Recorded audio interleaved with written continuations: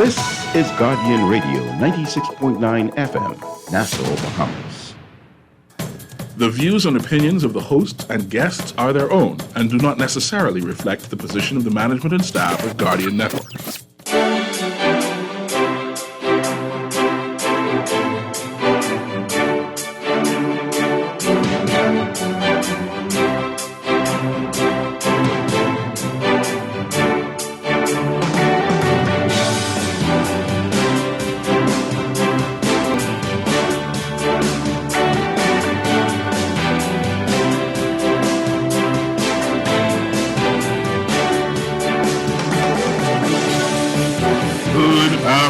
Ladies and gentlemen, and welcome to the Political Review for this wonderful Sunday, the second day of April 2023.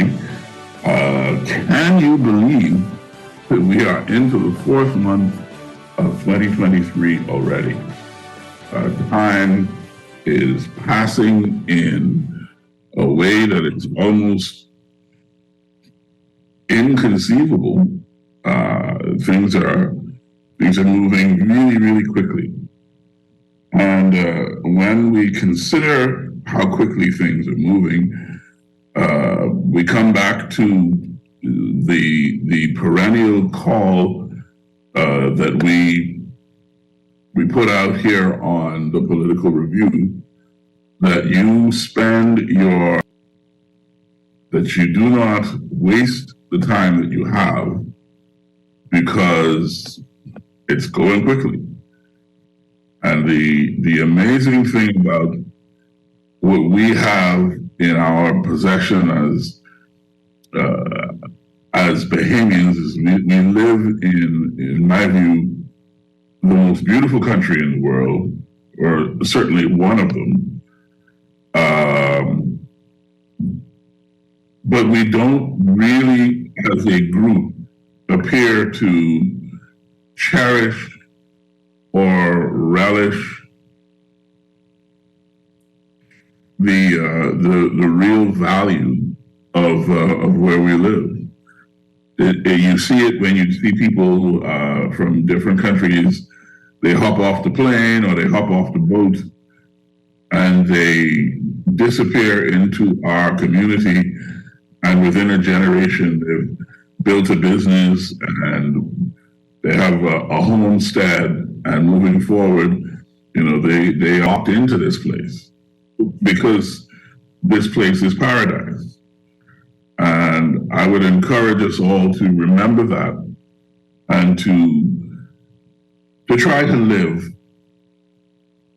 like we live in paradise.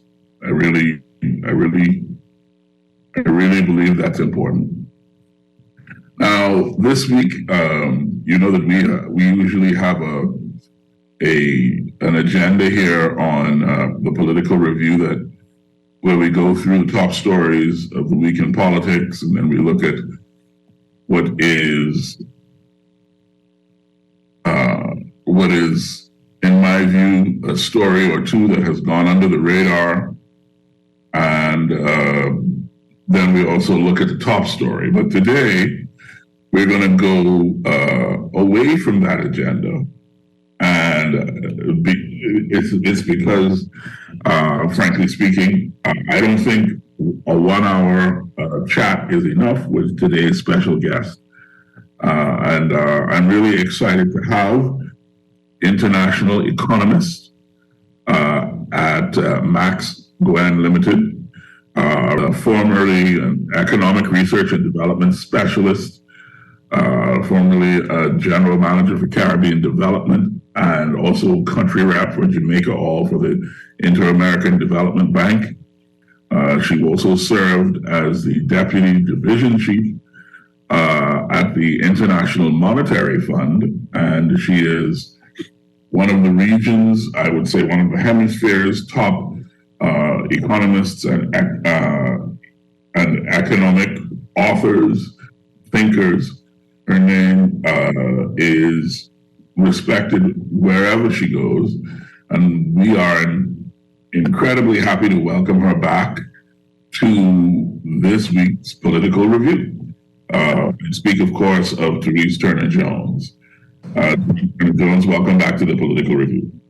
Thank you very much, Quincy. What a great time to be alive. And I know your listeners, today is Palm Sunday. It's a special, it kicks off Holy Week, so there's a lot going on in people's lives. So the people who have tuned in to listen to this, I really appreciate it. So thank you very much for having me today. Indeed. Thank you kindly for agreeing to join us. And yeah, you're right. The Easter season is upon us.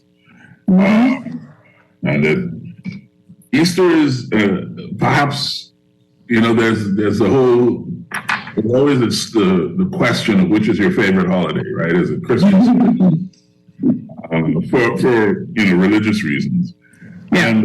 And I find the renewal, the resurrection aspect of Easter to be particularly affecting, right? I think that's one of the reasons it's my favorite holiday in the religious calendar. I love the idea that you fast and put away the old and embrace the new, and you start with a clean slate, and that there is something there that I think we can embrace outside of the religious arena as well. No, absolutely. This concept of death and resurrection is also the cycle of life, right? So, and Easter is that reminder for us, first of all, why we're here as human beings, why we share this common journey as human beings. And for those who are spiritual, it has a very important resonance, because I think we all know that alone we are really nothing. It's actually inside us all the time, and we can draw on that resource. And so I agree with you. Easter is a special time.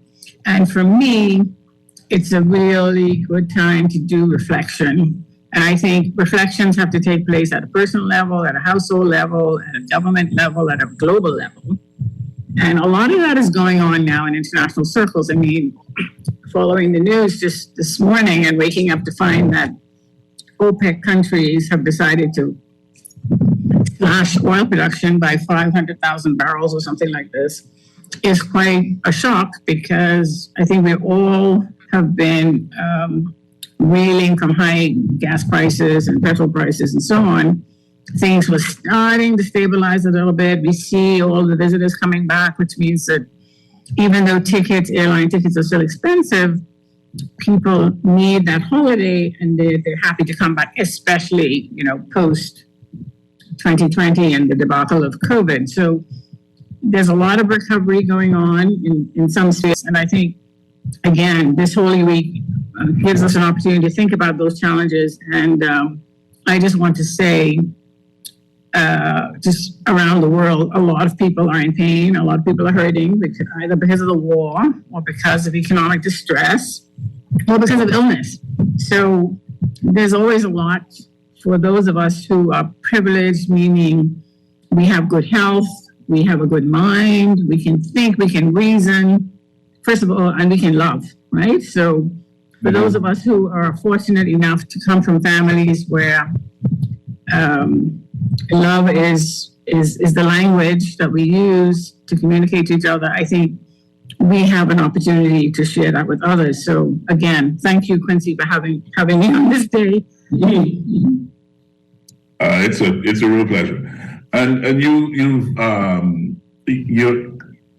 sort of changed my sort of approach because what you've said, I think, is incredibly potent and powerful. The idea of reflection at a national level is something that I think that it does not happen frequently enough in countries around the world. And speaking for us here in the Bahamas, I think that there have been pivotal moments at which we've had sort of those times of national reflection, but they have been, in my view, few and far between.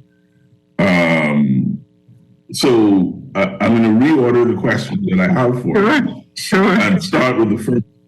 Start first with what, in your view, particularly, well, I'll leave it as open as possible. What, in your view, are the major challenges that is right now?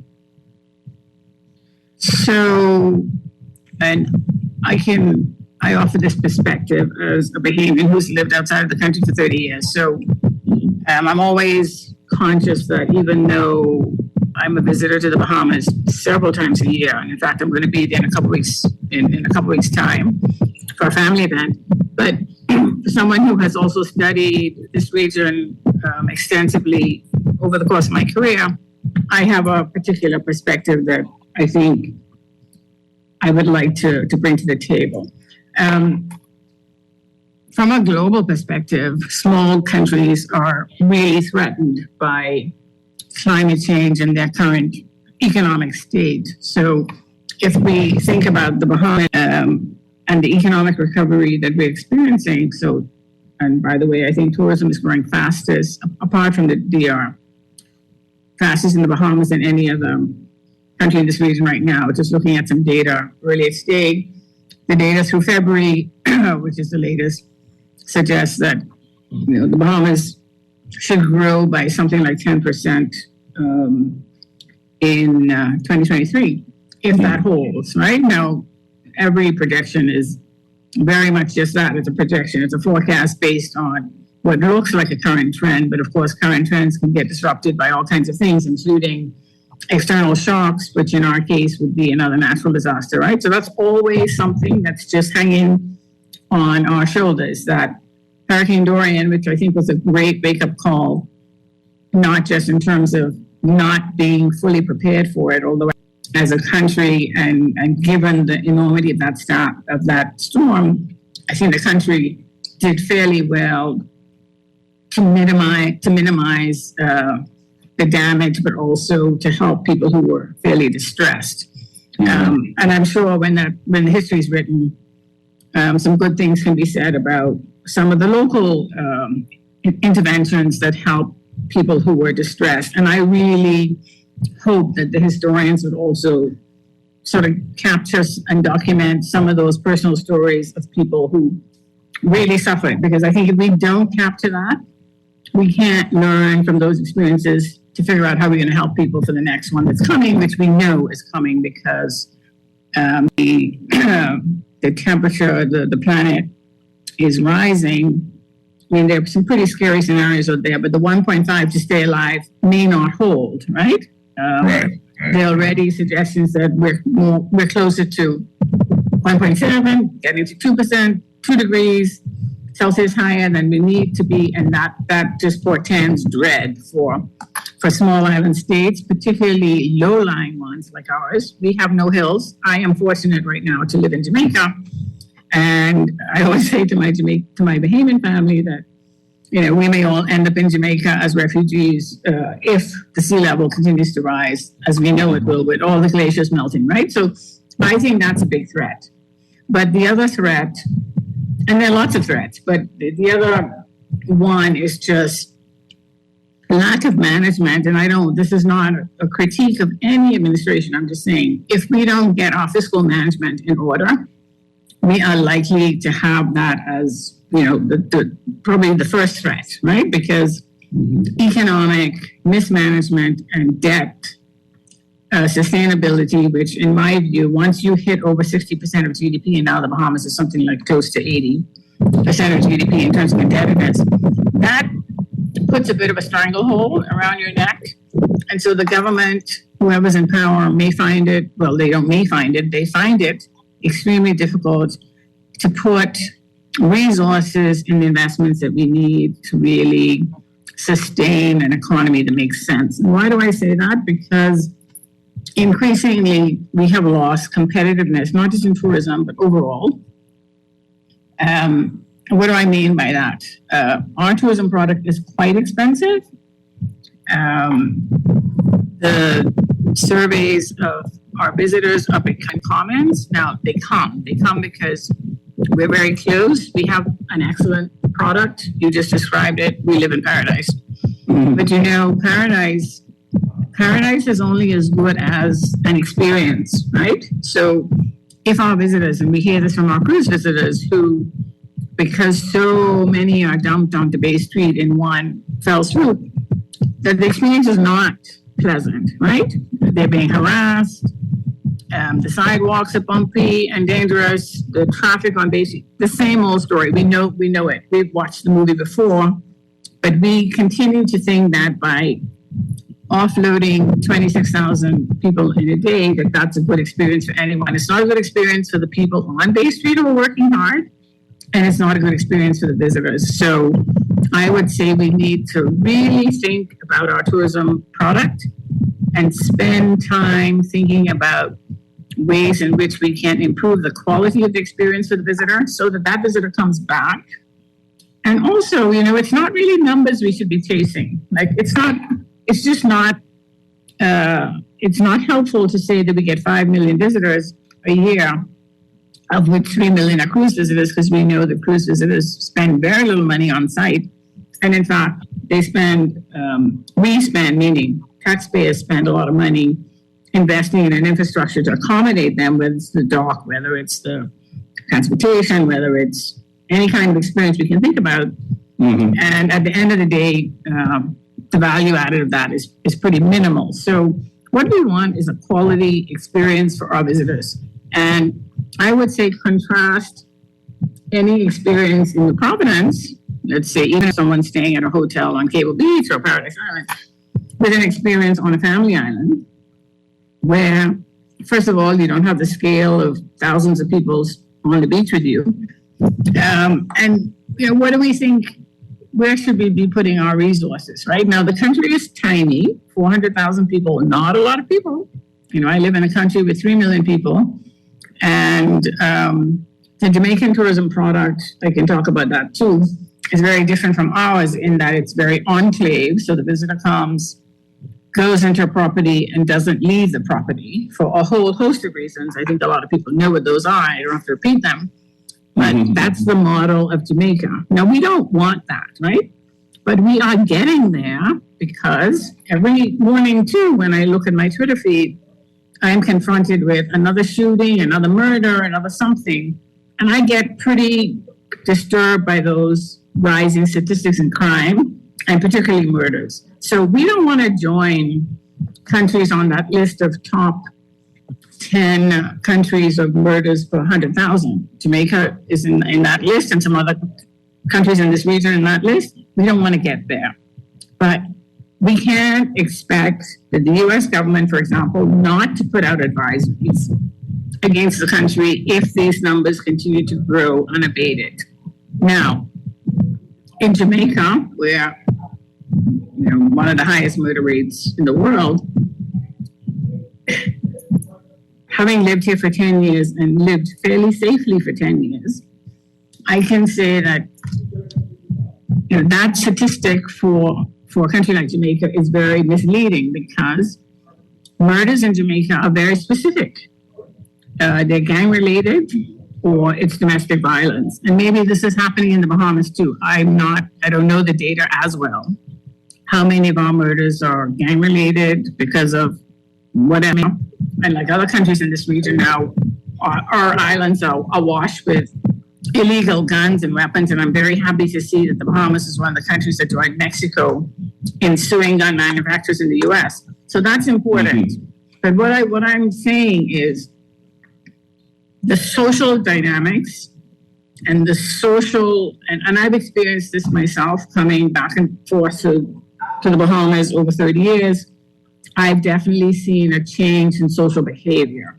We used to be a gentler, kinder, more polite society, and we've become quite coarse. And I'm not a prude.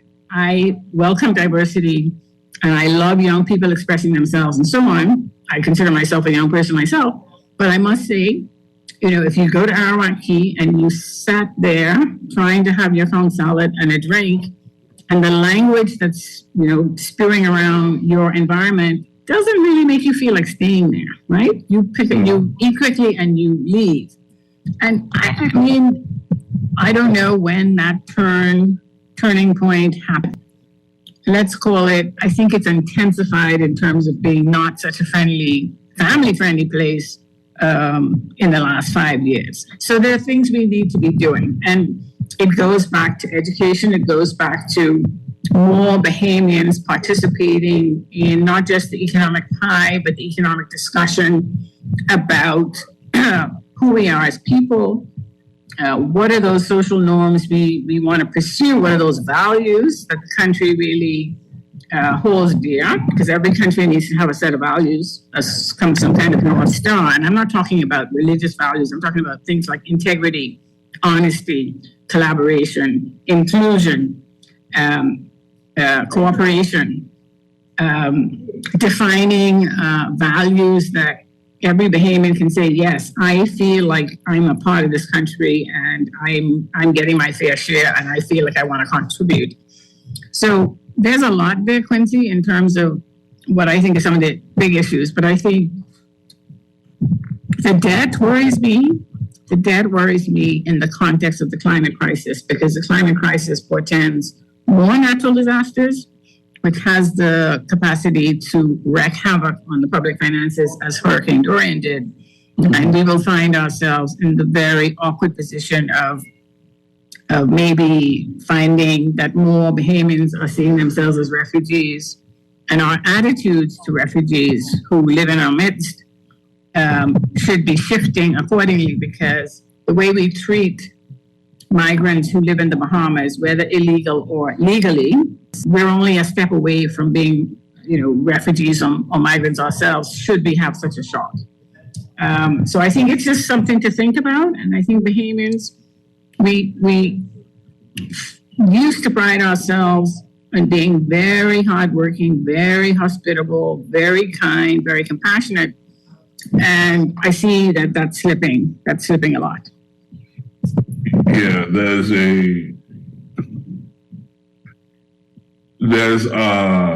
okay, well, you said a lot just now.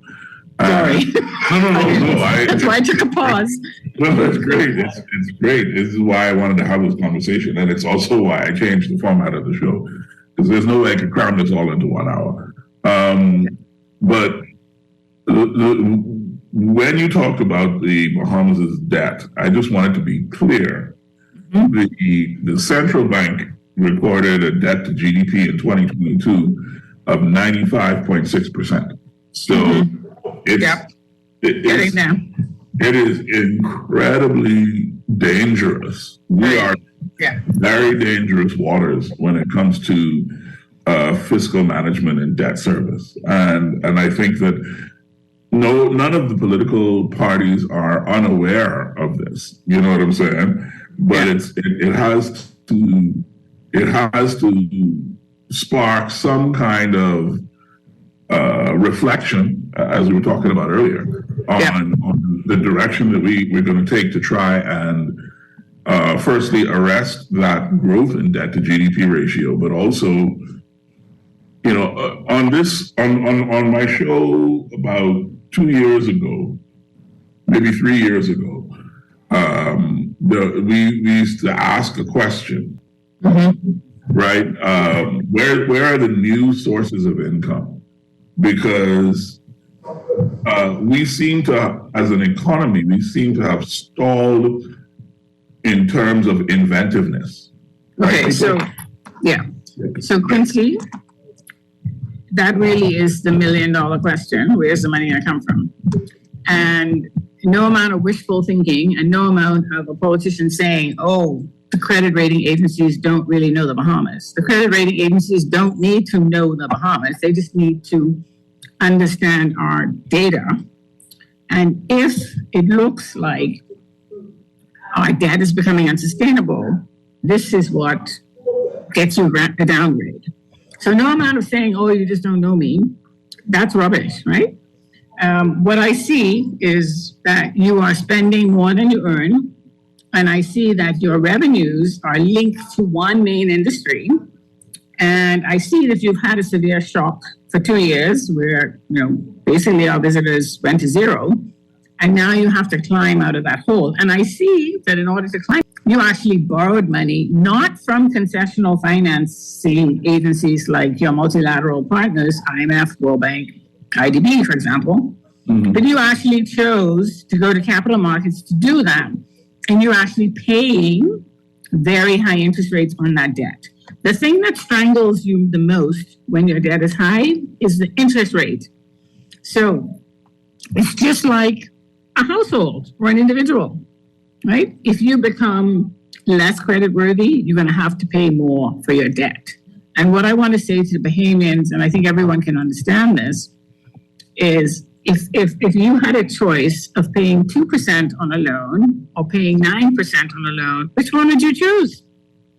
You would choose the 2% because you know that you can afford 2%, but 9% becomes very onerous over time, especially if your revenues, meaning the tax revenues that you collect on behalf of all of the economic activity in the country, if your tax revenues cannot keep pace with your spending, you're going to end up in trouble. This is not rocket science. I mean, this is basic arithmetic, and it's something that we've seen the story play out in the region and across the world lots of times. And the whole reason why we have membership in organizations like the IMF, the IDB, and the World Bank, and two of these institutions I know very well, is so that when you get into those situations, you ask for help. And asking for help doesn't mean weak, actually means you're in the driver's seat if you're asking for the help. Now, what you don't want to do is wait until the creditor is knocking on the door and you can't afford to pay them and you have no choice. And this is where you lose all leverage. So what I say to policymakers around the region is that let's not get in that position. Let's be in the driver's seat. Let's shape the conversation so that what is being put on the table is in the interest of the country and not just in the interest of the lending agency. And if anyone who studied the IMF over the last 25 years in particular would know that there's been an evolution in the way the IMF works. And the IMF has become a much better listening partner, especially of small countries, because they're aware of the vulnerabilities and they know how quickly that things can go amok. And we have some really good examples in the region of where programs have been extremely successful. Jamaica is being described last week. It was a very nice metaphor they used, that Jamaica's ability to reduce its debt is like a Usain Bolt accomplishment, right? Yeah. Jamaica has reduced its indebtedness by half in the last 10 years because it has been very successful in following the advice and being able to reap the benefits. And what benefits are they reaping? They're reaping the benefits of the lowest interest rates ever in Jamaica's history. And that doesn't just have benefits for the government, but the whole country. Rates are lower, consumer rates are lower, everyone is benefiting. When the government doesn't have to spend all of its money servicing debt, it has more money to put in investing in things that really matter to people. Better roads, better infrastructure, better fiber optic cables and connectivity issues, things that really going to move the needle in terms of making the economy more efficient, more competitive. Jamaica, when I moved here in 2013, was on the brink of falling off the cliff, big time. They had already done 2 debt exchanges, a domestic one as well as an external debt exchange, and they were running out of foreign exchange, meaning external reserves, and nobody really wanted to deal with Jamaica because previous programs had fallen off track and policies that they were supposed to do, they weren't doing. But in 2013, with a new IMF program, things changed. Now, they were not in the driver's seat, okay, because they were falling off the cliff. And so they had to really endure the ire of a lot of the IFIs in Washington. I worked for one at the time. I mean, the reason why I was hired by the IDB was to help the IDB become a good partner as Jamaica was entering into a new IMF program in 2013. And they wanted someone with that kind of experience to help manage the situation here. Fast forward to 2023, Jamaica's debt is now hitting closer to 82% of GDP, coming from 150 in 2013. That's really huge. That's massive. What happens when you end up with that kind of situation? Everyone starts to pay attention and say, okay, what are they doing? How come they've sustained it for so long? And you begin to see things happen in the economy. So while the GDP is not growing very fast in Jamaica, and I can go into why that is, but the average Jamaican feels better off. Consumer confidence has improved, investor confidence has improved, interest rates are much lower, inflation has come down, even though the rest of the world, like everywhere else, inflation is high.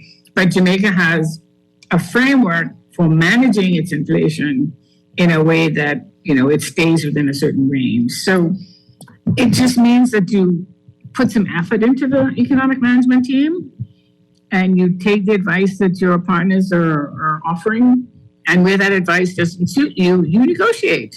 And I think they've done that really well. And it's a really good example. And I'm very proud to have been part of that experience with Jamaica and having helped the IDB manage its portfolio at the time when Jamaica was at its bottom. And to see where it is now is really quite fulfilling. So, we don't have to reinvent the wheel. The wheel's already been invented. We just need to figure out a way to tap into those resources in a similar fashion while we are in the driver's seat. We don't want to be on the edge of that cliff because it's not a happy place.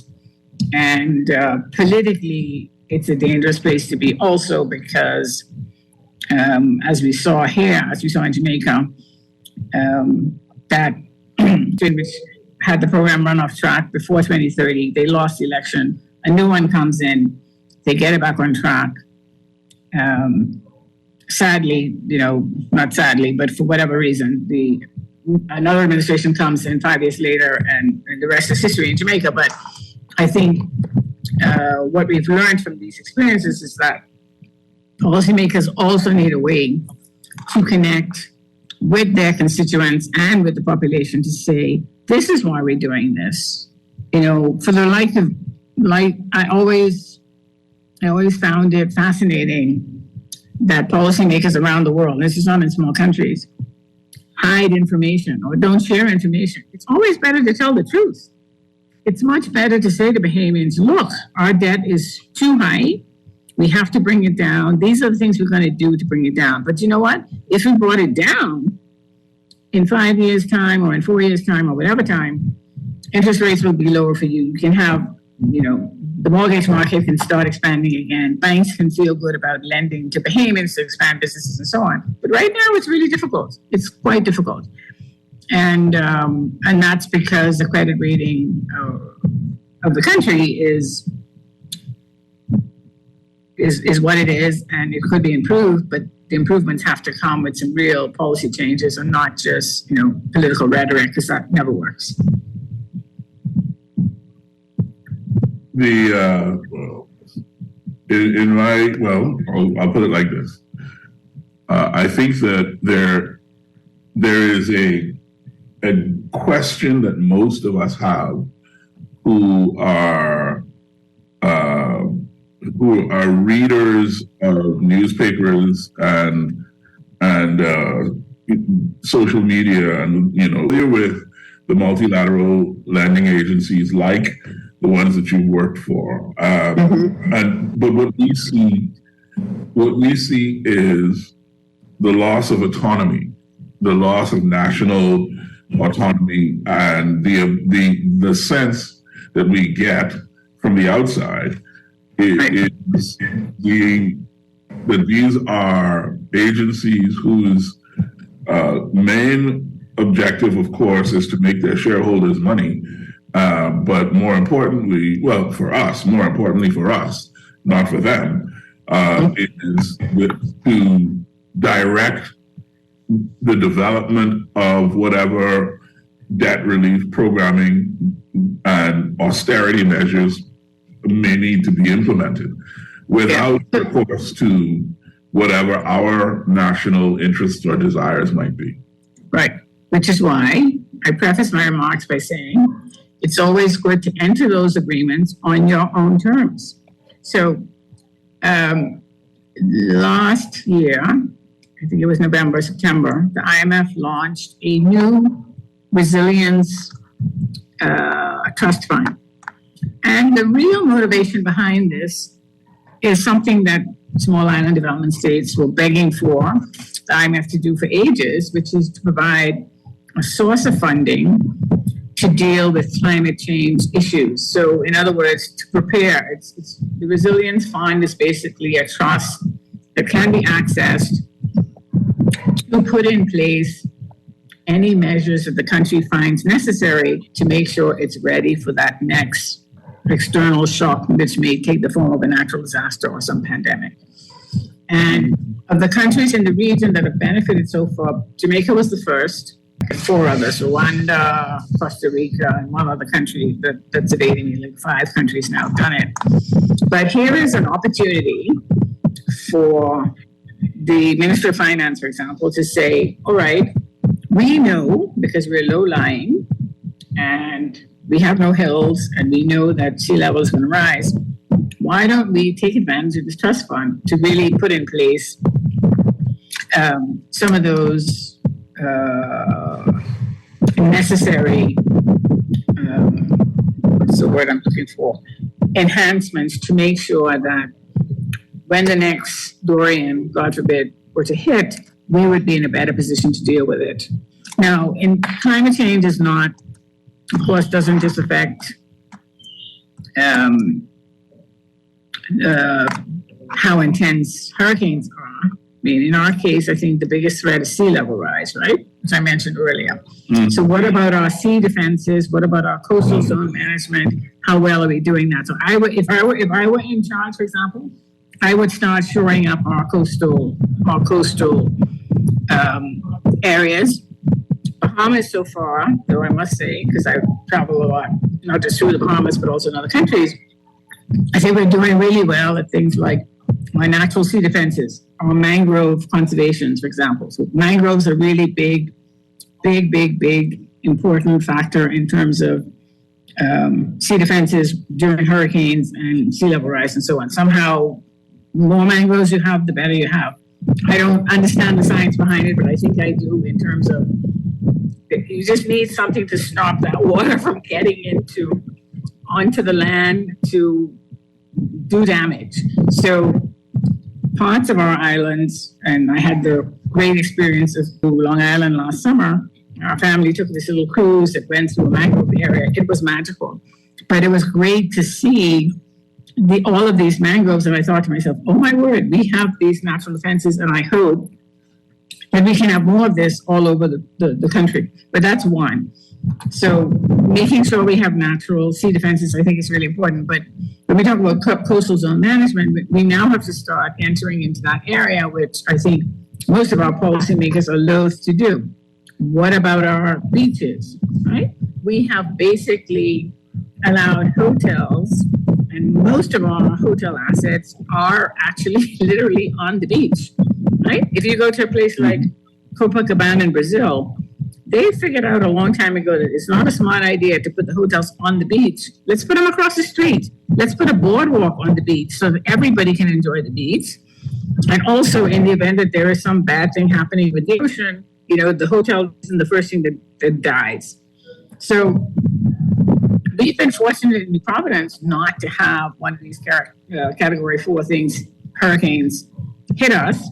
because, and maybe that's the beauty of New Providence, is that we have this natural harbor, and whoever decided that should be the capital, they were pretty smart people at that time. But I think we have to start thinking more about our environmental defenses and what it means for the long term, because the threat is real, right? I don't know if you've watched, I started watching a program last night called Extrapolations, and it's moved us into this thing. It's set in like 2047, and you're looking at a city like New York, underwater and pollution and people having all these illnesses. It's real, it's happening. We can't keep raising the awareness of every Bahamian of how important this is. And I'm really proud when I see all of these young people who are involved in environmental agencies around the country and doing exactly what I'm talking about, whether it's mangrove conservation or doing something else that's going to help raise awareness. This is really important, and we need to start it in schools, where every Bahamian child should leave school with a really solid environmental understanding of how important this threat is for our livelihoods. So that's one. But again, policymakers have to get off their high horses and figure out a new kind of policy to put in place for our tourism product, right? The hotels don't need to be located on the beach. So, all right, the ones that are already there's nothing you can do. But for new construction of hotel properties, let's suggest to them, maybe not so smart to build it on the beach, because when the sea level rises, you will find that all those assets go drifting off into the sea and there's nothing you can do. So, but that's the kind of long-term thinking that I don't think we're very good at. And I think politicians are not good at, because they look at a 5-year horizon and they look at winning the next election.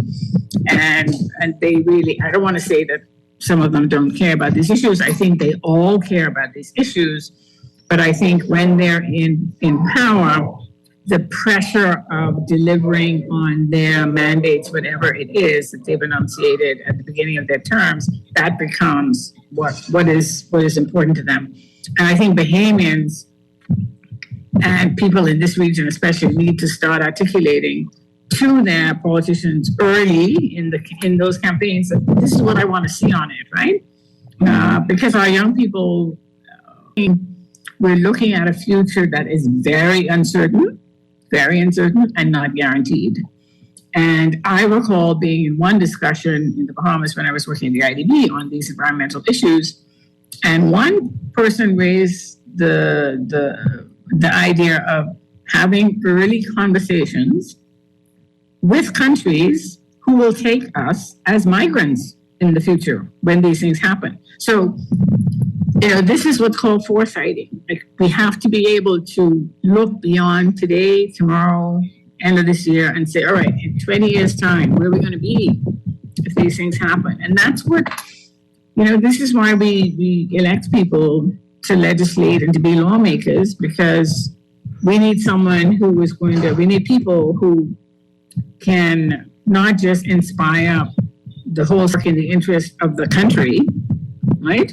But also to think about these big issues on a regular basis. Because if we don't, then we're back in that situation that you described, where the IMF starts dictating to you, well, we think you should have done this 10 years ago, you didn't do it, and now here is what you're facing, and these are some of the consequences. But I also want to dispel this notion that the IMF, and I'm not just saying this because I worked for the organization for 20 years, I'm saying this because I've studied how it works, and I've seen changes in the way these organizations work now. It's not about dictating anymore. You can take it or leave it. If you decide you don't want it, you don't have to have it. You don't have to take the advice, but you know what? You're going to be in a much worse position, because then you're dealing with JP Morgan and UBS now, not Credit Suisse. And those guys are going to tell you, well, yeah, sure, we can give you your bond for $800 million. But you know what? You're going to pay 10 and 10%, 11%, 12% for this debt. And then you're just choking everybody with that, right? And this is what Bahamians should be paying attention to. Ask the questions, why are we borrowing in capital markets at those rates? when we can borrow from the IDB or the IMF for 2%? Ask that question. Because then the policymaker will just be, oh, because it's easier. Well, that doesn't make sense, right? It doesn't make sense. Because it's easier on whom? It's easier on the fact that, a commercial bank or an investment bank will be willing to write you a check in 2 days when you may have to spend, 4 weeks negotiating with the IMF or the IDB. So think about it. But these are the kinds of issues that to me aren't political because they're so arithmetic in outcome, right? 10%, you can pay 10%, you can pay 2%. Which one are you going to choose? And I do. And they'll say, okay, even with the 10%, even the JP Morgan is going to say, all right, we can give you this, but you know what? Here are some things that we'd like to see. Or, the term may be, maybe you wanted it for 25 years. They'll say, no way, I'm giving it to you for 10, or 10 of 10 years, or 5, right? So whereas we know IMF, World Bank, IDB loans, you can get 10-year up to 25 years. It doesn't, and by the way, Quincy, we are members of these institutions. We have voice in these institutions. So, it's not as if, anyway. I think finance ministers know what to do, but because you're pandering to, first of all, your cabinet colleagues who may be or this and that. But, and this is where, again, having a finance minister who can be independent or at least have a really good understanding of what he or she's doing is important as well. They have to understand economics, they have to understand finance, they have to understand why it's important to tax, when it's not important to tax, how do you rationalize spending of the public sector, and how do Bahamians, as taxpayers, how do we get value for money for the taxes that we are paying? And even though we are a low tax regime, Bahamians still bristle at the fact that, we're being charged VAT of X, and no one can explain, where that money's going. Well, it's not so complicated to understand. I mean, taxes are collected, they go into the consolidated fund, the government has salaries to pay, it has debt service to pay, and that's it. Doesn't have a lot of room to do other things. But the thing is, and this is the hilarious thing, is the simple 3-point breakdown that you have just given. We have, as a community, we have traditionally had to wrestle that out of the politician's mouth at gunpoint, practically. Right. I mean, again, I must say, I am fascinated by politics, but because I think we all are, right? Everybody has a bit of a fascination with politics but it's difficult. I know it's difficult because they are balancing expectations that they themselves have created. I'm going to do this, or I'm going to do that, against reality. And the thing about reality is, the reality at 2:00 this afternoon is not the reality at 3:00 this afternoon. Correct? As you mentioned early on when you were introducing this segment, everything is going fast. One of the things living today is the rate of change in the way things are done around the world because of technology, right? So the word exponential, most of us never used after we did the GCE math, right? So, but now exponential to describe a rate of growth is rolling off everybody's tongue because we know that what we could do with our cell phones, even let's call it 10 years ago, we are doing multiples of that activity with the cell phones of 2023, correct? Yeah. So that's how fast technology is driving what we do, how we react. And why technology is not to be ignored is because it's now seeping into every aspect of life, including information. So I know everybody's following ChatGPT and what that means, artificial intelligence and a bot being able to write an essay or write a novel, or write a play, or write lyrics, right? What does that mean for human beings? If, when, as a professor, I look at the papers that my students have written, and I can't tell whether they've written it or whether a bot has written it, right? So that's today. But this wasn't around 6 months ago. Well, maybe 6 months ago. It wasn't around last year. ChatGPT is something. Yeah, for sure. All of a sudden, we're all talking about it, and now there are programs about it, and UE is having a conversation around it, and everybody's talking about ChatGPT about it because, by the way, we're all living with devices. So our lives as humans are being augmented by technology. Thank God for that, because you and I are having a conversation. I'm in Jamaica and you're in Nassau, and we're having a conversation live on radio in the Bahamas. Great. Technology allows that, right? But technology also allows a lot of misinformation about real life. And we also see that being played out across democracies around the world, right? It's very difficult today to tell what's truth and what's not truth. Correct? I agree. The way that our facial recognition is causing some people to get arrested in some states and others to be, whatever. These are real considerations. And for those people who take the Luddite view that I don't want any technology, well, one can almost understand why some people shy away from it, because it is being abused and misused every minute of the day. We see it. I mean, the TikTok, Twitter, Instagram, images of ourselves are floating around on the internet that are permanent. And once you post it there, it's irretrievable, right? It's difficult to reprogram that image once that image is out there. And other people can take those images and manipulate it for their own use. So I say this even though I'm a huge proponent of technology. My husband and I have debates every single day about my desire for everyone in this region to have a digital identity, right? We need a digital identity to be able to do things more efficiently. We can interact with governments more efficiently. We can get services more efficiently. We can do financial things more efficiently. But at the same time, there are huge risks, not just from hackers, but because of a lack of trust, mostly, because in our societies, even though you would think in small societies, trust is high, but IDB studies show that in the Caribbean in particular, trust is a real issue. We have stopped trusting each other. We don't trust people anymore. We don't even members of our families we don't trust anymore.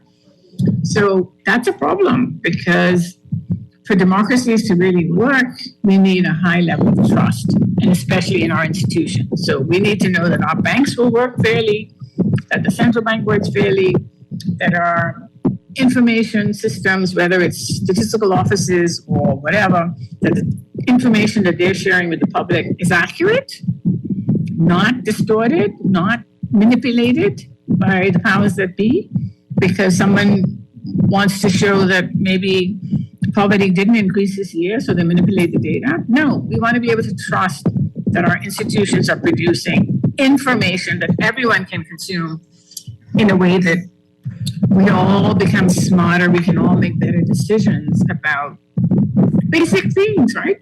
Should I renovate the house this year? Should I buy a new car this year? Should I send my child to a private school this year because they're not performing in X public school?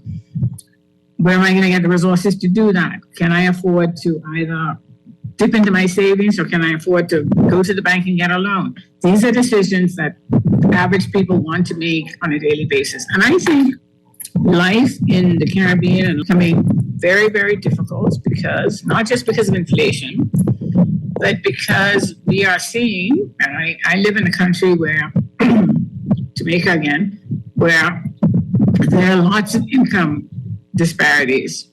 And there are classes of people, just because this is the way the economy and the society is developed, And there are people who can't see a future. What do? They go on the line at the U.S. Embassy and they try to migrate. They're migrant workers in the Bahamas or other places where they think they can earn more money so that their children can have a better life.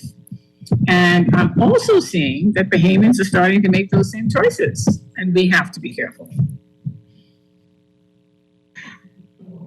So, okay, before I get to my next question, I want to say, I can't believe Yes. it's already 2 minutes after 5. I only have an hour left. I can't believe this. It's 2 minutes after 5. You're tuned into the Political Review with Quincy Parker. That's me. And we are having a brilliant and fascinating conversation with international economist Therese Turner-Jones, who is speaking to us from Jamaica, where she is an international economist at Max Gwen Limited. And we can talk about that, perhaps. But you still haven't really even talked about what the Bahamas as a country needs to reflect on from our conversation about. I think all these things are worth reflecting on. Yeah. We talked about the structure of the economy. We talked about fiscal management. We talked about the fact that the Bahamas is a low tax environment. And what would be interesting for Bahamians to compare with, a country like Jamaica. Well, the reason why the Jamaicans pay a lot of tax is because this is a country that had a very, very high debt to GDP ratio, as I mentioned, in 2013. And over decades, that has really eroded a lot of infrastructure, because imagine you have 30 years of underinvestment in education, in infrastructure, in whatever. Just everything is just, Jamaicans have an expression, top down, meaning everything needs some work, right? And that's not to say the country is not on a great forward momentum right now, because I've seen, even having lived here for 10 years, I've seen a lot of progress. A new highway between Kingston and the North Coast, a new highway going up between Kingston and the South Coast, so towards Mandeville area. Those are real huge infrastructure investments that are going to change the lives of people living in those rural areas. And it already is starting to have an impact. We've seen a boom in construction over the last, I would say, 2-3 years, especially since COVID. It seems like during COVID, the only thing happening in Jamaica was construction. Now, there's a lot of issues around the sources of funding for that construction, but whatever the source of funding is, and I'm not going to go into that because I don't have proof, is that now what you see more housing, more what I would call middle to high income housing in that just wasn't there before. 10 years ago, there was nothing, and now you have lots and lots of new housing development, and I think that's a positive. Though many of these buildings become white elephants over time, we'll see. But I think there is a discernible, at least in the Kingston metropolitan area, there's a huge difference in what the city looked like 10 years ago, what it looks like now. So there are pockets of this economy that are doing really well, but there's also huge pockets that are not doing so great. So, but that's every economy, right? That's every economy. The point is to see it moving in the right direction. And I think that right direction has really come with the fiscal consolidation and the fact that Jamaica has slashed its debt in half. And by the way, that has huge implications for finance, because it means that more resources are freed up to do the things that we were just talking about: better healthcare, better education, better this and that. And Bahamians will soon start to, and I think we've already started feeling it. So when I come to Nassau now, and I look generally at infrastructure and the state of the environment, I say, oh, now I understand what having a high debt and having revenues that are not keeping a pace of expenditures, what that looks like in real time. Because things that we took for granted, like whether it's street cleaning or landscaping, or those things seem to me to be that they're cutting back. We're cutting back on. The other aspect, I think that's obvious, is that for businesses to expand, because interest rates are so high, few businesses can afford to expand. And of course, I'm making a very sweeping generalization. For the big, successful businesses in the Bahamas, let's say which are foreign, or the well-established wholesale folks who have always done well in the country, those will continue. But small businesses, I think, struggle to get access to financing and do the things that they would want to do. That's not to say that I think the Bahamas is stagnating in any way. I think the country is going in the right direction. I also think there are some interesting ideas coming out of the new administration in terms of positioning the country for technology and innovation and so on. And I think these are the big ideas that we should build on, because tourism as an industry and how it's developed in the Bahamas, it doesn't require a lot of skills. And what a very interesting study was done by a think tank in Jamaica, and results were released last week. Jamaica is experiencing its lowest unemployment ever right now. So imagine unemployment being at the lowest, but still having minimal growth in GDP. And there are lots of reasons for that, but the most obvious one is productivity declines, right? So, and productivity is linked to education, which is linked to skills, which is linked to lack of technology use. So across sectors, and the study is very helpful in that it went by sector and said, well, in construction, 87% growth in labor and workers, but a 27% decline in value added, right? So that means that you have more workers, but you're not producing as much, right? And that's across the country. That's across all sectors. And that's because the educational system is not delivering the kind of skills that are needed. And sometimes I think that the Bahamas is kind of a wave behind Jamaica in some of this data, because I also follow like educational outcomes across these countries. And in Jamaica, for example, every year, the high school cohort, let's call it the graduating class, let's say the number is 30,000.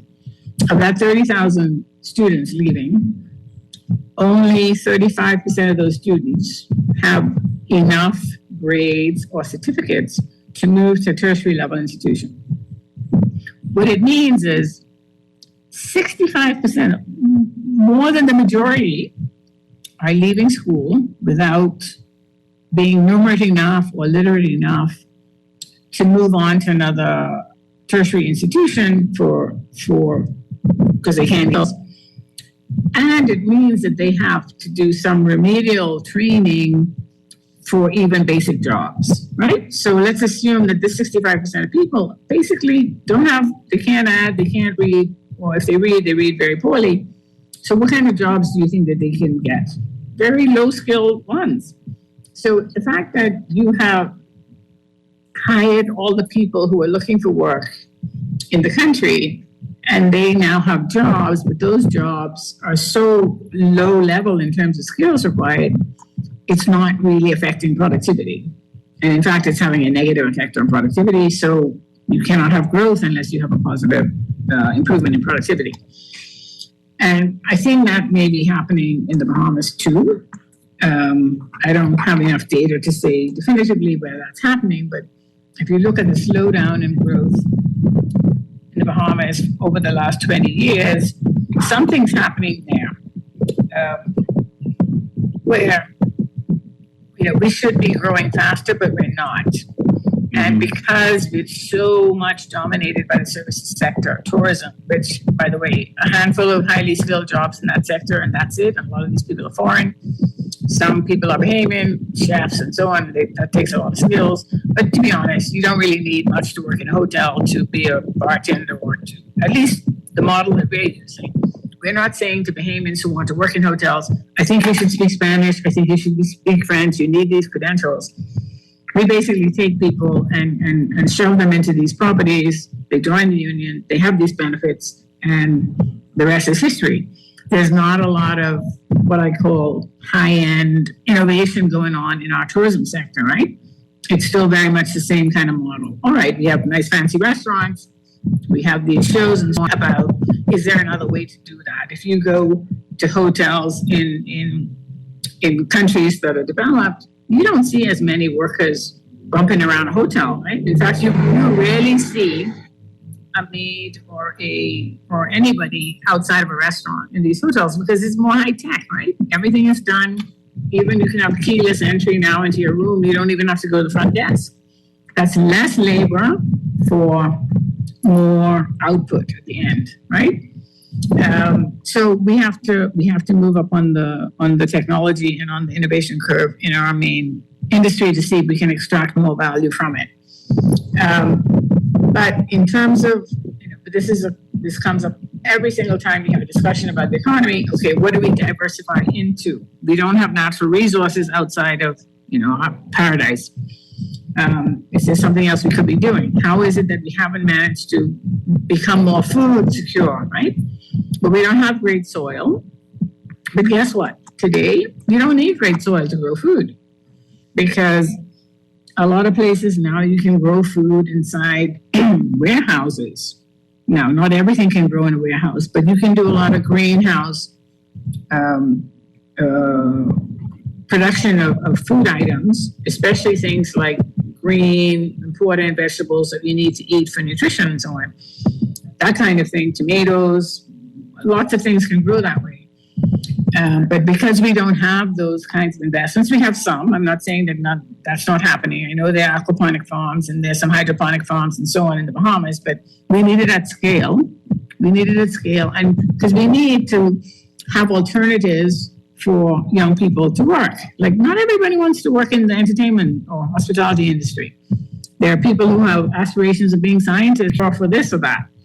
But because we're a small country, we don't have scale, and those are not the spheres that people naturally, well, even if it's natural for you to be a scientist and to go in those spheres, you soon find yourself with not a lot of opportunities. And this is where I think we lose, where the brain drain comes in for Bahamians, because there are only so many doctors that the country can accommodate. There are only so many, scientists, researchers. And because that's not our tradition, we're not good at research and development, not just in the Bahamas, but in Sweden, a country as big as Jamaica, R&D is not huge. And that's another reason why, there's no innovation, because we don't have people doing research. You need people to do research to figure out what's the next best thing we should be doing. So diversification becomes complicated. However, because of technology, we don't need much anymore because, with a bank of computers and with online learning and so on, we can really build skills quickly. And I think this is something to think through when we come up with I really would encourage the Ministry of Education to think about this. What is the kind of education that our children need we're already in the 21st century, but let's say the next 20 years. It's not the same thing we've been doing, right? We need more digital skills. We need more analytical skills. Our kids need to be creative. They need to be able to think. They need to work with each other. It's not just about, mastering arithmetic and language skills. It's more than that. You've come sort of almost full. It's like you're looking at my notes here, because what are our defining national values? And my question, and I wrote education, because it seems to me like I've mentioned, this is something that I've said to people on a number of occasions on the show, right? When you talk to an American child, they know what it means to be American. They've been indoctrinated through the education system on the founding fathers and the values of the founding fathers and whatever. You talk to a German person, they have this sense of Germanness. Mm-hmm. Every culture that is an established culture transmits its values through the educating of its young. But we don't seem to be, we have not traditionally seemed to do that. And I think that that's a part of the reform that is both necessary and hopefully underway. To our education system, you know? I agree. I hear that's the same cry in Jamaica. Jamaica is a fascinating country, and there's so many. If you ask 1,000 Jamaicans, what this country, what does it mean to be Jamaican, you can get 1,000 different answers, right? Mm-hmm. But let's call it some of the defining narrative around what it is to be Jamaican, or they're not so positive, right? They're not so positive. So trying to un-engineer, re-engineer what it means to be a Jamaican, because let me just give you. So this past week in Jamaica was Champs. You know what Champs is, right? It's a competition for all of the high schools in the country for athletics. It is it's a unique global event. It doesn't happen anywhere else in the world. Scouts from all over the world come to pick who is the next Usain Bolt, who is the next Julianne Fraser-Price, right? And the athleticism and the hard work on display is really something quite marvelous to see. So you have that, what I call something unique to Jamaica. It's excellent. Everyone's working hard. Kids, when we first moved here, my daughter was in a swim club, and one Saturday we took these kids, what I thought was going to be a rigorous thing, to go for a walk up in a mountainous, kind of very hilly area. And when we got to this particular street, we passed what I thought were very young children running up the hill, Quincy. And I thought, okay, now I understand why they're the fastest in the world, because it starts very early, right? It's highly competitive.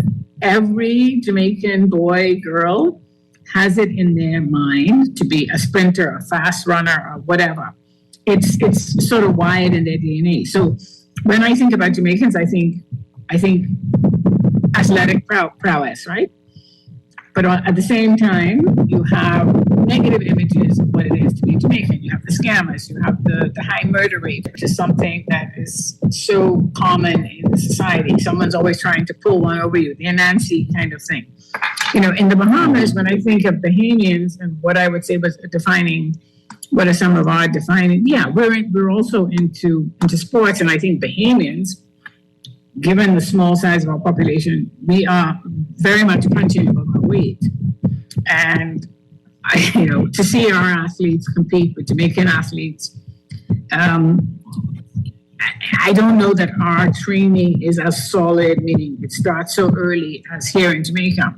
I would say that Jamaica has a huge advantage over us in this, but we still have some programs that produce some internationally excellent athletes, right? And we know who they are, and it's not just in athletics, it's in basketball, it's in baseball, it's now in everything. It's in swimming. So huge thing to be proud of.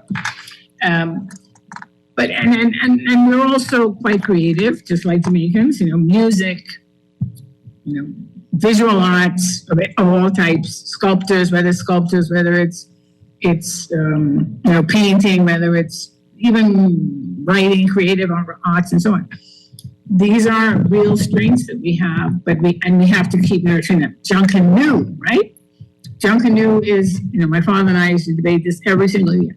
Oh, Therese, if only Bahamians would put into their work the same amount of effort they put into Junkanoo. Now, we have to harness whatever it is that creates that social cohesion around a cultural event like Junkanoo and the artistry, the music, everything that goes into that. It's the moment I think I feel most proud to be a Bahamian is at a Junkanoo parade, to be honest.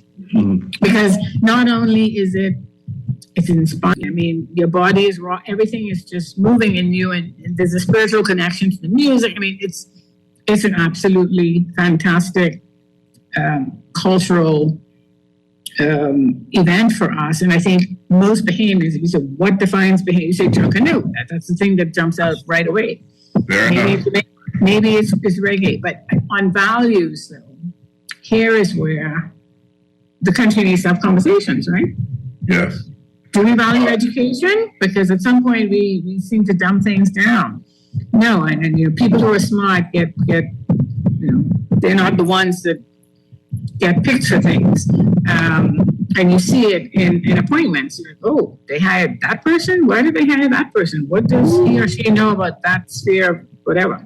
So I think we have to have those conversations, because at the end of the day, if we put the nation first, if we put the country's interest first, that could be a North Star, right? So it's not just that I want to look after my tribe, which happens to be a green color or a yellow color or whatever. We have the colors of the political things.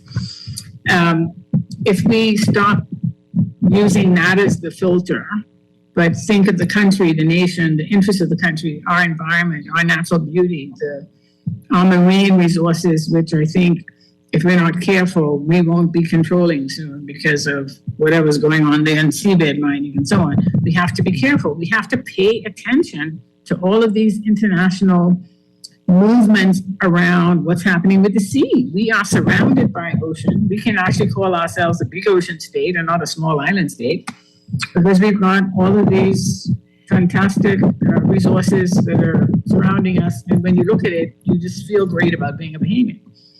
But we got to own it, and we don't. Back to your point, if we started, I don't know if they teach civics in school anymore, but if we started encouraging our children, I think they do, because, I mean, I see my nieces and nephews, the kind of projects they do in school, and a lot of it has to do with, Bahamas and so on. I mean, there are ways to do that in a way that our kids grow up with an identity that's firmly rooted in the rich endowment of a country like the Bahamas. It's a small population with vast resources that are natural, but those natural resources must be protected. So when I hear about wanting to do, a cruise ship something in a protected area, I get really upset, because it makes no sense. And no amount of 200 jobs in this location is worth disturbing our national environment for. There ought to be some sacred cows, to use that term. There ought to be something sacred about our national environment, because it's all we have. It's the patrimony, and it belongs to future generations, not just to us who want to exploit it for immediate gain, when it really ought to be there for future generations to enjoy. All right. On that note, we're going to have to take a short break. Teresa, can you hang out for just a few minutes? Yes, I need a glass of water. Yeah. Oh, okay. You've surely been, as they would say in the church, you've been preaching, child. Take your drink. Okay. Wally, we'll take that short break now, and we'll be right back, folks. You're listening to the Political Review with me, Quincy Parker. It's Sunday, second day of April, sweet Jesus, and it's Palm Sunday. And I hope you are embracing your family on this wonderful day and in this holy week. We'll be right back. Looking for another way to save on your grocery bill? Then look no more. My Solomon Smart Rewards, the ultimate loyalty program, to start earning smart rewards every time you shop Solomon's, Fresh Market, and Exuma Markets. Loyalty members earn 1 point for every dollar spent, and points can be earned and redeemed in all participating locations. Don't be left out of the savings. In Nassau, Grand Bahama, or Exuma today, start earning your smart rewards. Easter is right around the corner, and the Nassau Guardian is partnering with the Easter Bunny to give something special to you. Would you like to give your child an Easter basket filled to the brim with chocolate bunnies, surprise eggs, gift certificates, and more? Then you should enter your child into the Nassau Guardian's Easter Coloring Contest. There are 3 different categories: 5 to 6, 7 to 9, and 10 to 13. Deadline for entry is Monday, April 3rd at 4 p.m. Purchase your copy of the Nassau Guardian to get your Easter coloring contest sign-up form and let your children color away and win one of 3 baskets filled to the brim with Easter goodies from the Nassau Guardian. The Nassau Guardian's Easter Coloring Contest. For more information, call 302-2370. Well done, Easter Bunnies. Good job.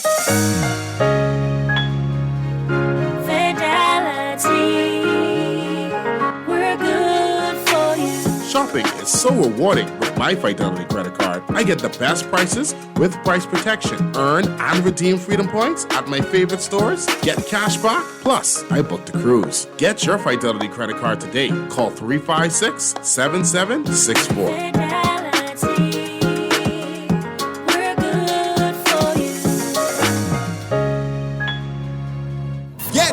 Carifta tickets. The 58th Carifta Games is coming. April 7th to April 10th. Tickets are on sale now. Online at Carifta50.com or at the Thomas A. Robinson National Stadium, Western Grand. Tickets at Carifta50.com or call 605-4051. Do you know you can get your business cards designed and printed for as low as 18 cents a card? If it's a poster you want, you can pay as little as $6 a square foot.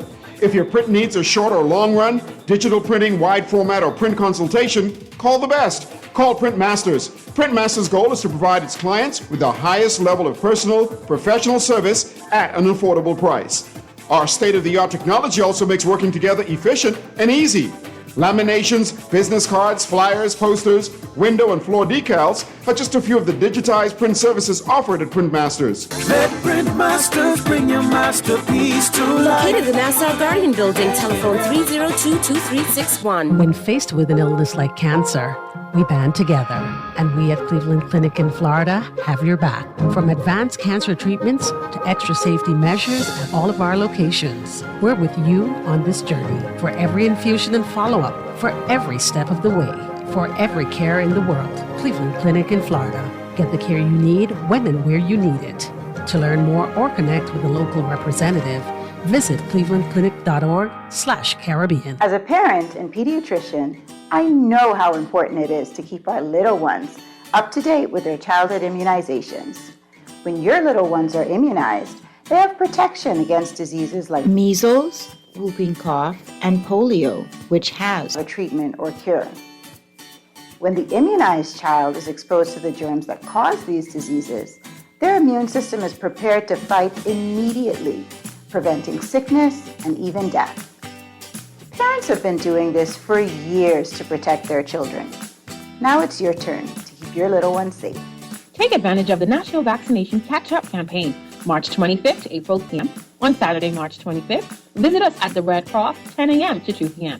And on Saturday, April 1st, 10 a.m. to 2 p.m., we'll be at the mall at Marathon. COVID-19 vaccines are also available at all locations. This message is brought to you by Parkville WHO, the Ministry of Health and Wellness, and USAID. This is Guardian Radio 96.9 FM, Nassau, Bahamas.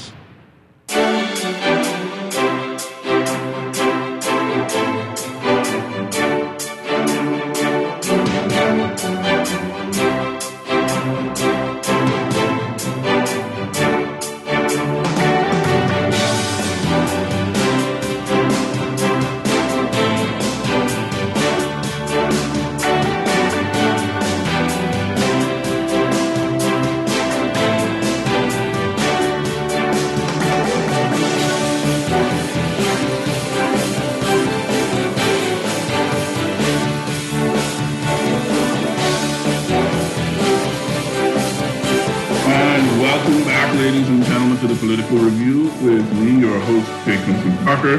Today, we are talking with international economist Therese Turner-Jones, who has dropped great knowledge and science on us, as we would have said back in the late 80s and early 90s. She is certainly opening, I would not necessarily even call them cans of worms, but because they will, I think she's opening very interesting, potentially contentious, but I believe absolutely necessary discussions.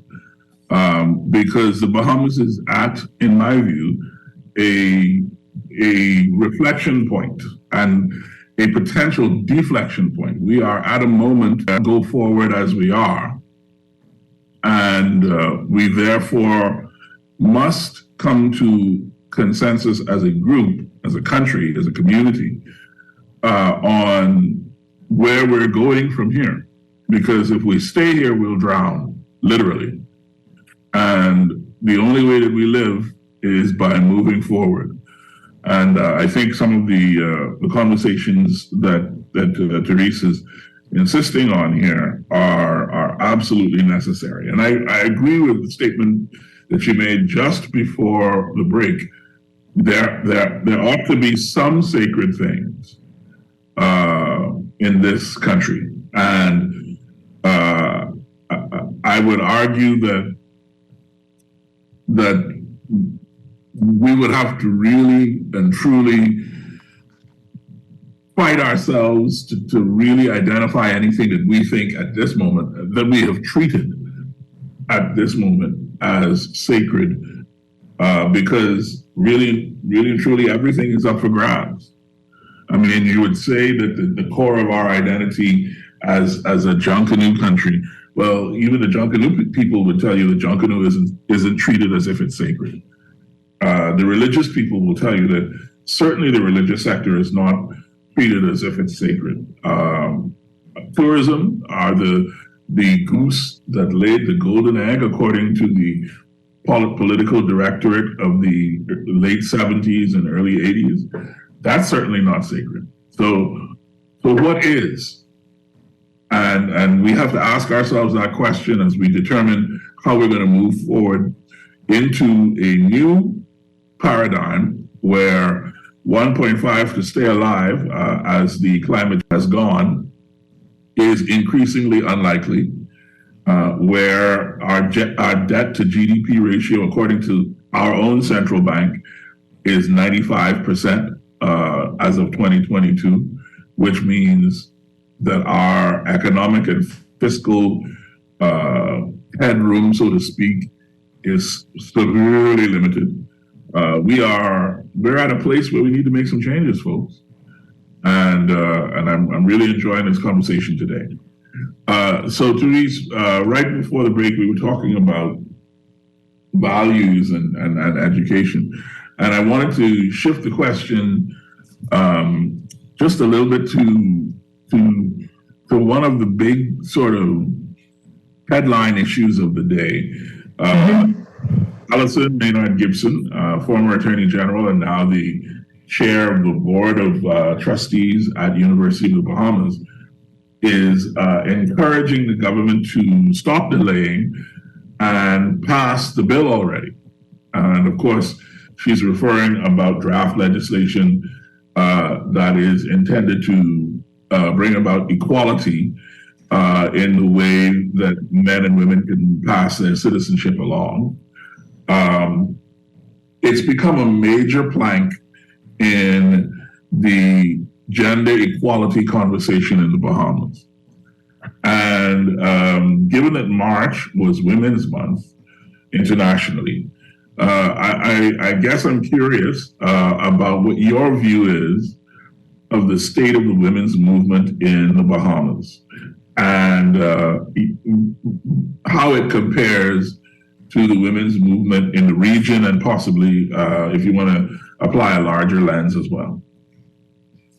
So, the one that's personal, as I'm married to a non-Bahamian. So I definitely feel like I don't have the same rights as my brother. I have one brother. He's married to a Bahamian, so it doesn't matter in his case. But let's say my Bahamian male colleagues. It makes no sense. It's very embarrassing at a global level that, this arcane way of viewing women is one of the characteristics of our country. And I think all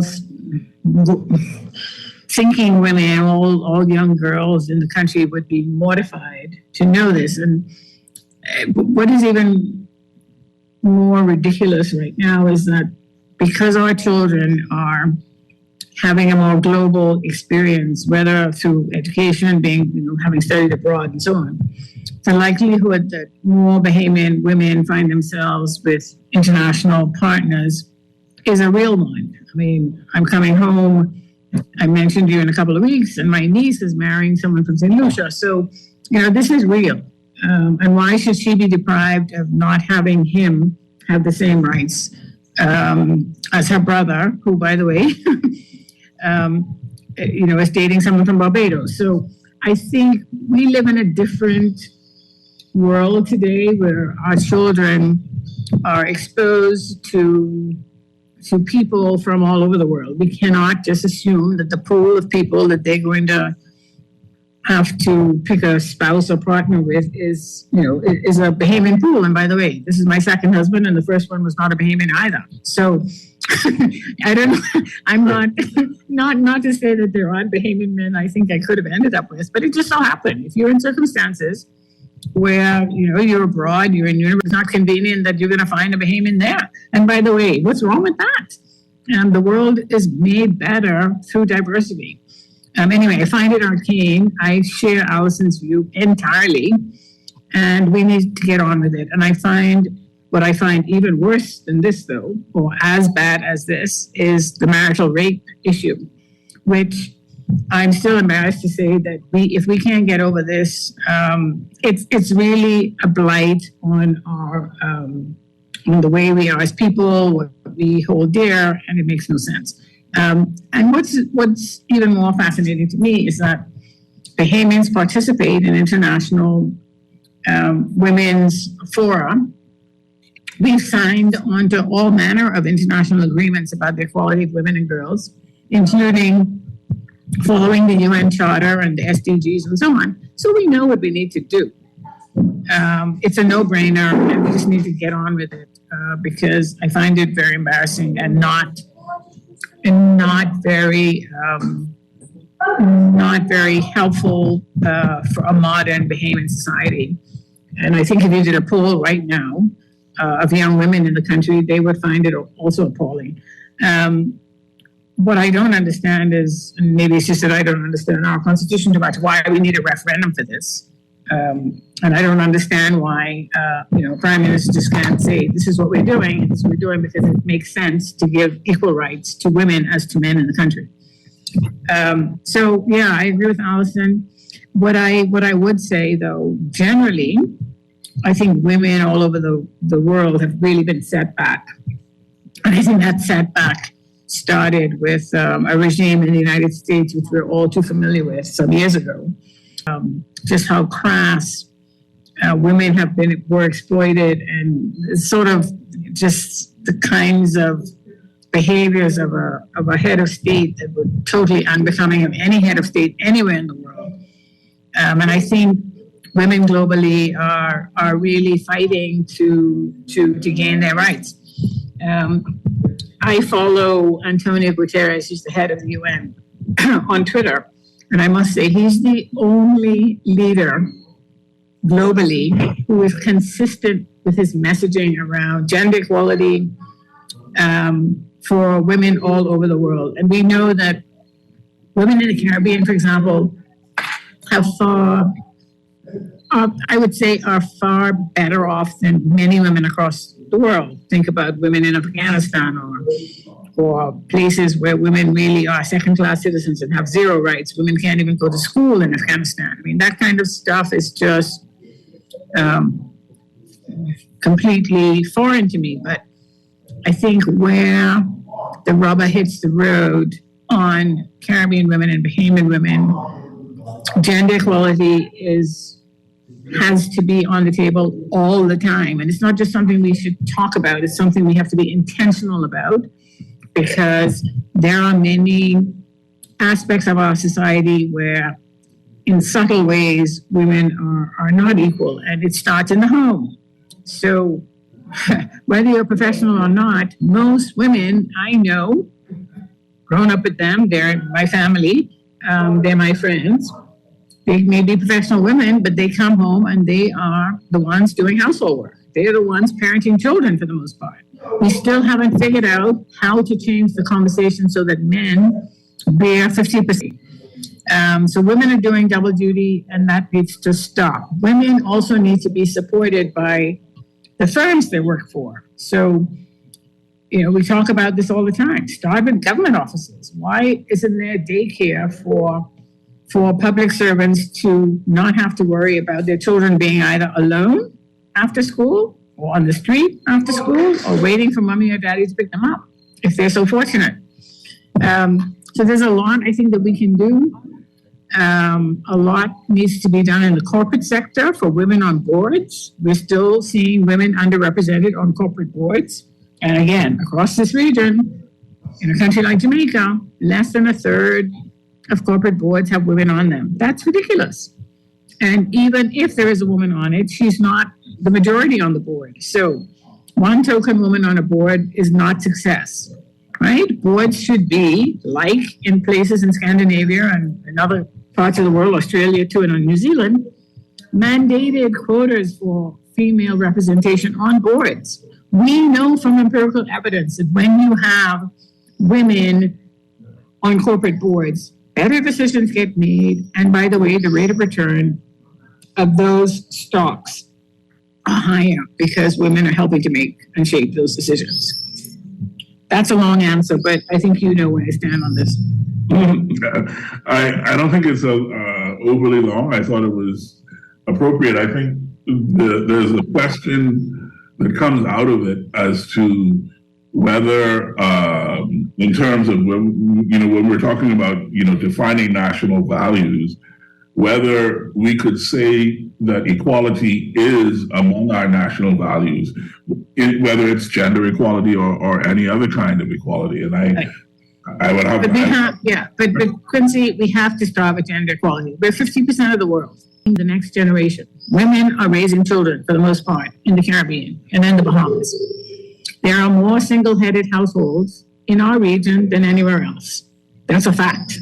By the way, we all value marriage, but you know what? Marriage is in the minority. Marriage is in the minority. Children being born to women out of wedlock are the majority of births. That's a statistic that I've been following for a long time now. So let's not pretend that we are what we are not. Our society is not, two-parent household with picket fence and 2 children. That's not how our families look. But we have this delusion around what is family and where the benefits should accrue to whom. That's not who we are anymore. If it ever was. If it ever was. Now, I would say a very strong value in the Bahamas is family. And I think this is right across the region. We talk about family all the time. We care about our families. Our families support us. We look after the elderly, at least we used to, fairly well.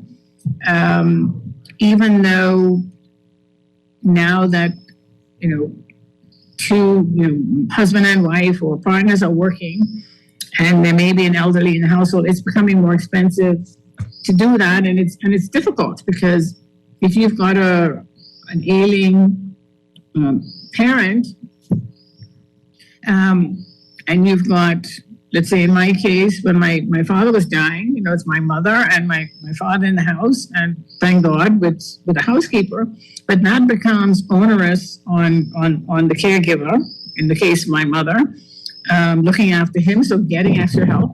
If you don't have a family that has means to do that, what happens to those elderly people? And I think this is another, because as our population is aging, what's happening to the elderly? And God forbid, we hear horror stories of elderly abuse and so on. We don't want to be those people. We don't want to be neglecting people who've raised us or who cared for us. We don't want to do that. But I think some families are hard pressed now what to do with the elderly. And think about issues like Alzheimer's, where you can have someone lingering for decades in a bed needing care. And I don't think our society has reckoned with that one yet. And I would put that on the table for the Minister of Health and also the Minister of Social Service to start thinking about the future, because we're aging and we're not ready. Not only are our pension systems not ready, but as a society, we're not ready. And I think I would say that maybe our generation, Quincy, we may be the last where we really think it's important to look after the elderly in the way that we did. So, for example, my grandparents. I don't think you're wrong. I think you're right about it. Yeah, I think so. So, seeing the grandparents move into our home. But, if I think about my daughters now, well, first of all, they all live abroad. And what's going to happen to me later on when they decide that they're going to do whatever they're going to do? So we have to prepare. But are we prepared for these shifts, what I call the shifts in demographics, which are coming? And we know that from the NIV and the actuarial studies that are out there about our demographics. I don't hear it in the discourse anywhere. I don't hear, are we allocating more resources to build elderly care homes, or are the churches starting to take up the slack by having daycare centers for elderly? I know Anglican Church has a couple, but I don't know that that's a widespread thing. What happens to people who are caring for the elderly? What happens? People must be stressed out on their jobs, wondering if, their elderly are being well looked after during the day. So these are real issues. But this issue of what's the value? I think we did value the family. We do value our elderly because we see them as a source of wisdom, also because we love these people. We want to make sure that their end of life experience is a good one. But I think, again, I see shifts. I see seismic shifts happening in some families where the burden is becoming really heavy, and people are struggling. Yeah. And there's almost, in some cases, it almost seems like people, because of that struggle and the guilt associated with that struggle, that they just throw up their hands and say, what the hell with it, and they just walk away, and whatever happens is what happens. Right, and that's not how we want to be as people, right? We don't want to be those uncaring types. So, in Jamaica, hospital population, a third of people who are in hospital in Jamaica are people who've been abandoned by their families. Now, they're not sick, but they may be elderly, or they may have families drop them off, and the state has to care for them. Now, we don't want that. And I think that may be happening in some cases. I would hear children. I'm about to say, it's not a question of we don't want it, Therese. That's happening. Oh, dear. Okay. Yeah, so, but I think the doctors. Yeah. So, running a country and being in power, it's a privilege. And it's a privilege that I think our policymakers need to think hard about. These are not, politics is not fun and games. Politics is serious decision-making around real issues and challenges that your country's facing. Thankfully, we have a small population. It doesn't take a lot to fix our problems because we're small. Imagine if we were 10 million or 20 million. Different order of magnitude, right? So, I can't imagine that at all. Quincy, advice, we don't have to reinvent the wheel. I keep saying this. The advice is out there on pensions, on everything we've discussed today. I mean, the reason I can speak somewhat authoritatively about some of these issues is because we've studied them. We know what works. We know what doesn't work. We know what's helpful. We know what the trends are. We know what the future holds. And when you see that, countries not preparing, that's when the red flags go up. One thing we haven't touched on, and I'm not going to let this program end without talking about domestic violence. So in the context of women, and again, in a global context, but also there's way too much intimate partner violence in the region. And the Bahamas, to my chagrin, when we did the IDB did the study on this,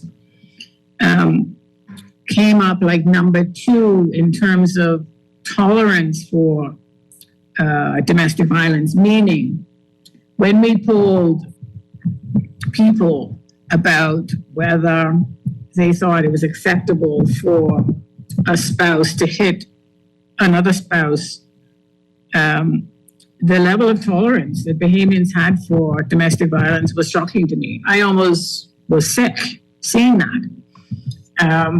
So again, we have some ideas that have been shaped, I don't know where, maybe in fundamental religion or just norms that have developed over time that are very unhealthy. And one of the unhealthy practices, I think, is, corporal punishment. Jamaica, up to now, still has corporal punishment on its books, meaning legally, in schools. Now, it's not supposed to be practiced, but if a teacher wanted to hit a child, it's perfectly normal. And it's crazy to me how many adults I encounter who think there's nothing wrong with hitting a child. Now, I even have this discussion in my family. It's not about whether there's no discipline, but you can have discipline without violence. And the problem with hitting a child or hitting a spouse is that normally when that happens, people are angry. So the little tap that you may wanted to give to Joe doesn't end up being a tap or a spank, but it could end up being very damaging. And I think we just have to stop doing it. It's not helpful. It doesn't, it causes all sorts of long-term trauma for kids. And so much of this topic that's linked to our slave history that makes it even worse, that you as a parent would be doing this. And I think we haven't talked about this, but the other hot topic this week is the whole reparations and issue that some companies in the UK are now owning up to because of slavery and the connection between plantation owners and say the Guardian newspaper in the UK. That was a big discussion last week. And I don't think we as a society have fully reckoned with our slave history and our colonial past in a way that we have sort of unpacked the way our norms have developed, some of the sort of standard operating practices that we take as a norm without questioning.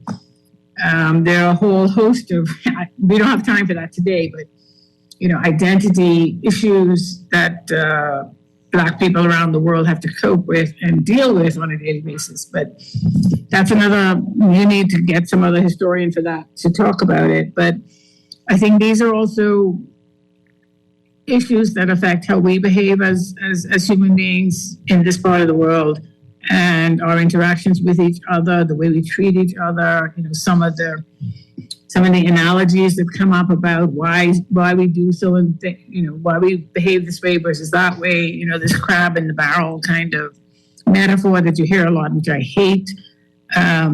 So there's a lot. This is hard work. Yeah. Hard work.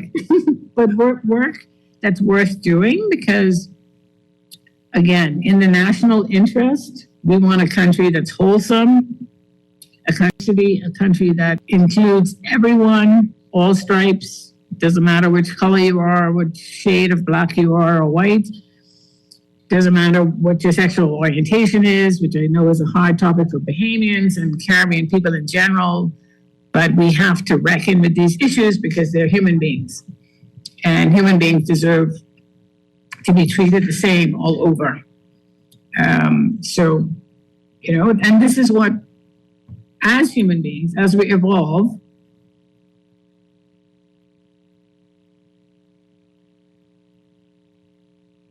Hello?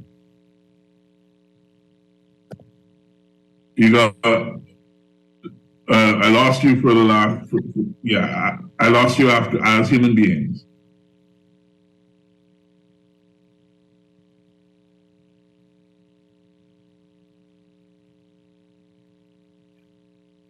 Oh dear.